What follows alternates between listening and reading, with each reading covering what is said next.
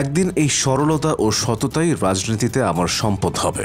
রাজনীতিতে আসার পর এনসিপি নেত্রী মাহমুদা মিতু এমনটি বলেছিলেন। তবে তার সেই সরলতা নিয়ে আজ চলছে তর্ক বিতর্ক। কদিন ধরেই আলোচনায় এই এনসিপি নেত্রী। সম্প্রতি ডাক্তার মাহমুদা মিতুর এক ফেসবুক পোস্টে একজন ব্যক্তি তাকে নিয়ে অশালীন কমেন্ট করেন, যেখানে বলা হয় সিল মারব কোনখানে, মিতু আপুর মাঝখানে।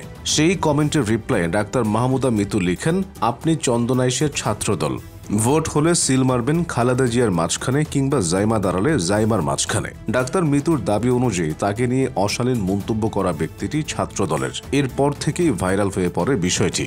ফেসবুকে চলতে থাকে নানা কানাঘুষা, কেউ মিতুর পক্ষে আবার কেউ তার বিপক্ষে। এমনকি ঢাকা বিশ্ববিদ্যালয়ের একাধিক শিক্ষকও তার পক্ষ নিয়েছে।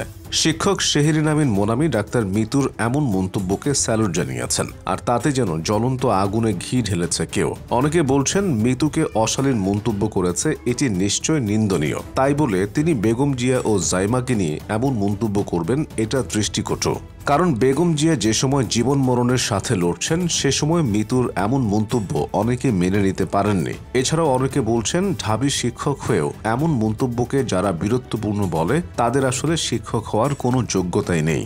আর এ নিয়েই এখন হট্টগোল সোশ্যাল মিডিয়ায়। এনসিপির রাজনীতির পরিচিত মুখ ডাক্তার মাহমুদা মিতু।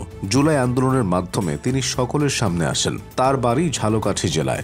মাহমুদা মিতুর বাবা মাহবুব আলম ও মা ইয়াসমিন আলম, দুই ভাই বোনের মধ্যে তিনি বড়। এনসিপির এ নেত্রী উচ্চ মাধ্যমিক পাশ করেন 2009 সালে। এরপর তার বিয়ে হয়ে যায়। এমনকি মেডিকেলে ভর্তির সময় মিতু 3 মাসের অন্তঃসত্ত্বা ছিলেন। এরপর তিনি শাহাবুদ্দিন মেডিকেল কলেজ থেকে 2017 সালে MBBS পাশ করেন। তিনি জানান তার শাশুড়ির অনুপ্রেরণায় তিনি মেডিকেলে পড়তে পেরেছেন, আর মায়ের সমর্থনে পেশা ও রাজনীতি নিয়ে ছোটাছুটি করতে পারছেন। মাহমুদা মিতুর স্বামী মাহবুবুর রহমান, যিনি ঢাকা মেডিকেল কলেজ হাসপাতালের একজন চিকিৎসক। তাদের ঘরে 2 সন্তান রয়েছে। সংগঠকের দায়িত্ব পালনের পাশাপাশি মাহমুদা মিতু ঢাকা মেডিকেল কলেজ হাসপাতালে স্ত্রীরোগ ও প্রসূতিবিদ্যা বিভাগে পোস্ট গ্রাজুয়েট প্রশিক্ষণ নিয়েছেন। তবে ফেসবুকে তিনি বেশ আগে থেকেই সরব।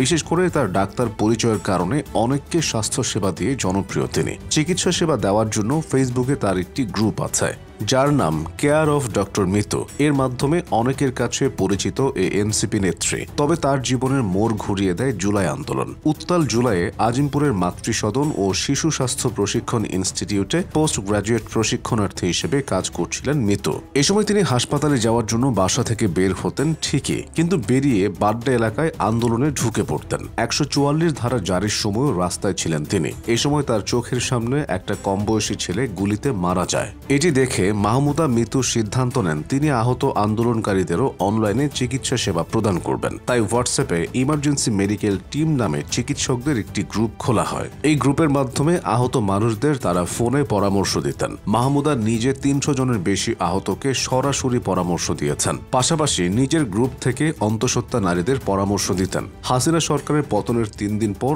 8 আগস্ট কমিটি গঠনের সময় মাহমুদা মিতুর ডাক পড়ে। পরবর্তীতে এনসিপি গঠিত হলে তাকে এনসিপির দক্ষিণাঞ্চলের যুগ্ম মুখ্য সংগঠক করা হয়। এনসিপি আত্মপ্রকাশের আগে তিনি ছিলেন জাতীয় নাগরিক কমিটির যুগ্ম সদস্য সচিব। তবে ডাক্তার মাহমুদা মিতু নিজের ইচ্ছায় রাজনীতিতে আসেননি, বরং তার মতে তিনি এমনি চলে এসেছেন রাজনীতিতে।